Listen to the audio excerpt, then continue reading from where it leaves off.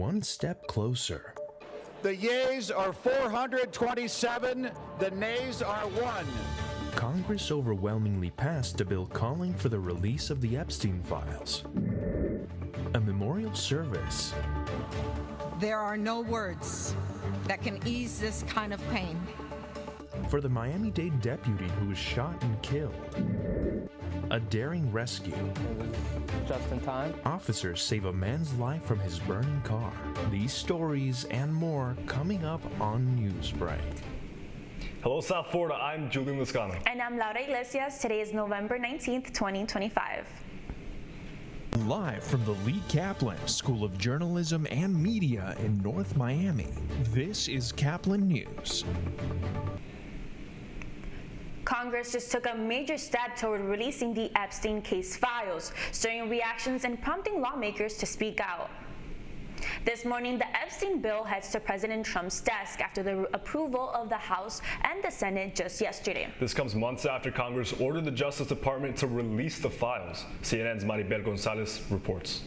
First in the House. On this vote, the yeas are 427, the nays are 1. Then, under unanimous consent in the Senate. The Senate has now passed the Epstein bill as soon as it comes over from the House. The bipartisan bill forcing the Justice Department to release all of its case files tied to convicted sex offender Jeffrey Epstein garnered near unanimous approval from both chambers of Congress. Louisiana Republican Representative Clay Higgins was the only lawmaker to vote against the bill in the House, saying the legislation was written in a way that might harm innocent people. Many of the Epstein survivors disagree. We were victimized as children and failed repeatedly by the very system that was supposed to protect us.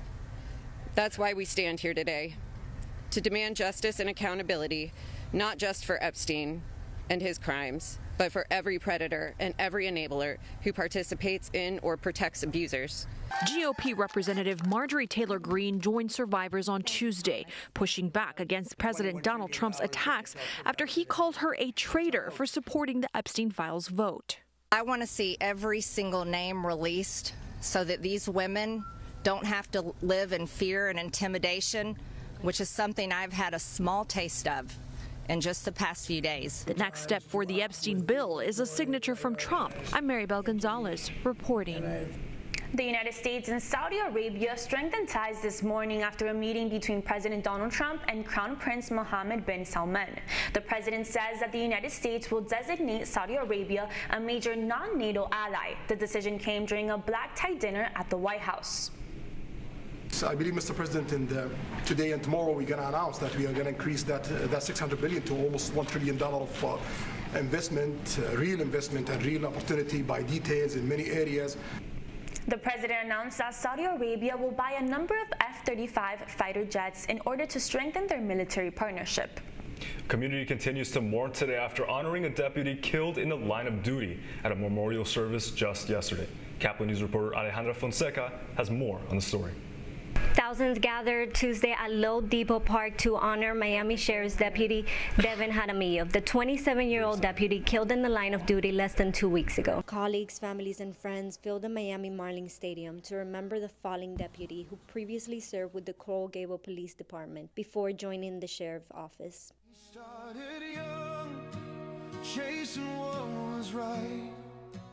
He was killed last month while responding to what appeared to be a routine traffic crash in southwest Miami-Dade County. What started off as a minor incident escalated into a deadly fight. There are no words that can ease this kind of pain. The suspect disarmed Jaramillo, took his service weapon, and shot him multiple times before turning the gun on himself. We honor your son and will carry his memory with the respect and reverence that he earned. Everyone was emotional, but the sheriff offered hers and the department's support. For Caplin News, I'm Alejandra Fonseca. New Jersey police officers were racing against time at a terrifying scene which was seconds away from bursting into flames. WABC's Tony Yates has the story. You're watching South Brunswick police officer Yash Shroff, first officer on the scene, using his baton to try to break the driver's window. The driver is out cold, the doors are locked, and a fire has started beneath the car. I saw the driver inside. He was unconscious and bleeding severely from the head. And within minutes, the car started smoking. The second officer, Patrolman Thomas Seitz, arrives. They still need to smash a window. Shroff's baton is not getting the job done. So I grabbed the breacher tool in the back of my car, and I smashed both the back and the front driver's side window. Just moments after 26-year-old Safwan Islam suffered a medical emergency and crashed, 2 iPhones in his car, registered that accident, and auto-dialed 911. So the officer will generally go out to the general specific area, and once they get out there, they find out whether it's an accident or a GOA. It's no longer there. And for this instance, our officers pulled up on the crash. Officers Shroff and Seitz had seconds to save this young man's life. Dashcam video showing their relentless efforts. Flames were getting pretty intense, so we got him out and then tried to drag him a safe distance away from the accident. Just glad we got him out. You know, it was just in time. The officers drag Islam away a split second before the entire car goes up into flames. We spoke by phone to Safwan's father, Nashad Islam, who's by his son's side in the hospital, about the officers' heroics that night. Altogether, it's nothing but a miracle, you know, and so I mean, I don't know what else I can say other than extremely grateful to these police officers. The family says they can't wait to meet officers Yash Shroff and Thomas Seitz face to face for saving their loved one's life. In South Brunswick, Tony Yates, Channel 7 Eyewitness News. An inmate who police say was trying to make an escape from prison completely backfired as he ends up getting recaptured. David Jones from WESH News has more on the story. Run towards this body of water, this pond. Sumter County deputies on the ground and a chopper in the air as the manhunt for escaped inmate Joseph Brown reached its conclusion. He's in the pond at the corner of this Southwest Road and 675. The 39-year-old apologizing as he exits the pond deputies had tracked him to. I'm sorry I left. When you get up, I'm sorry. I'm sorry, guys. Brown was in jail on non-violent charges. Sumter County was asking residents to be on the lookout when he escaped after 5 p.m. on Sunday. Deputies say he left the jail in Bushnell and was seen on nearby Jasper Street stealing an e-bike from a home. The sheriff's office released this picture captured by a home camera of Brown in that area. After he stole the bike, deputies say he then stole a car. He was recaptured about 7 miles south at County Road 675. The sheriff's office says he was on a kitchen work detail and used his position to escape from the jail area and remove his prison top about 50 yards east of the kitchens. The sheriff's office credited the work of deputies, detectives, canines, drones, and helicopters for the quick capture and says security procedures will be updated to prevent similar escapes in the future. Even on drugs and that, strictly to get in touch with my kid. Are you hurt anywhere? No, man. David Jones, WESH 2 News. On Tuesday, a federal court ruled Texas cannot use its newly drawn congressional maps in next year's midterm elections. The court said challengers will likely be able to prove the map was the product of unconstitutional racial gerrymandering. The Republican-friendly map made Texas the centerpiece of a national GOP effort to redraw congressional maps ahead of the 2026 midterms. A huge development in the sports world with a fan favorite. That's still ahead, and so is this story.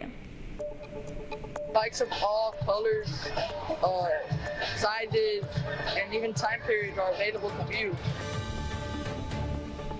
High-flying rides, spinning wheels, the action you won't want to miss. Newsbreak will be back in 2 minutes.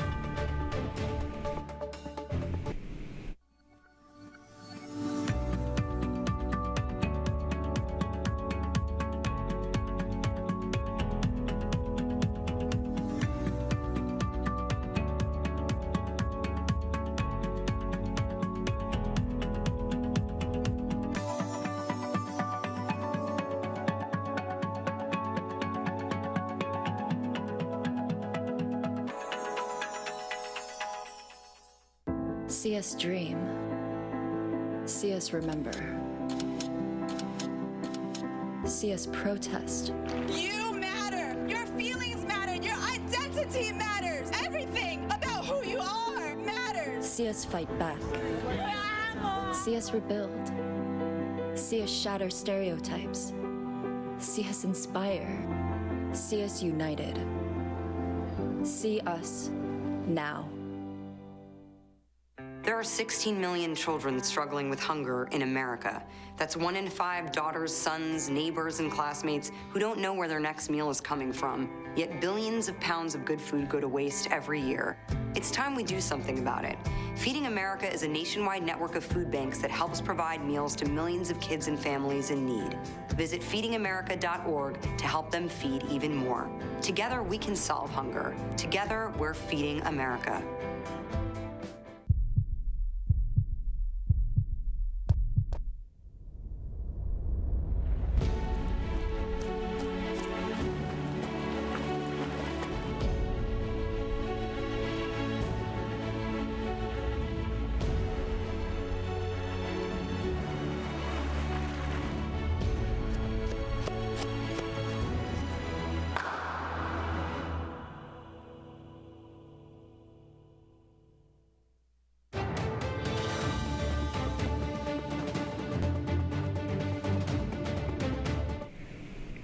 The air buzzed with two-wheel action and high-flying moves. South Miami citizens assembled at the 3rd annual Magic City Cruisers BMX Spring Classic to vote on their favorite BMX freestyle bikes in 25 exhibition categories, which included judges and People's Choice Awards. And Caplin News reporter Christopher Avellejo was at the showcase that took place inside of Sunset Place.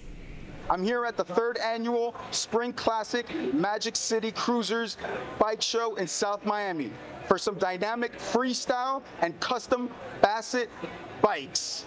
BMX riders and influencers united to engage for an urban and recreational exhibition of vintage BMX categories.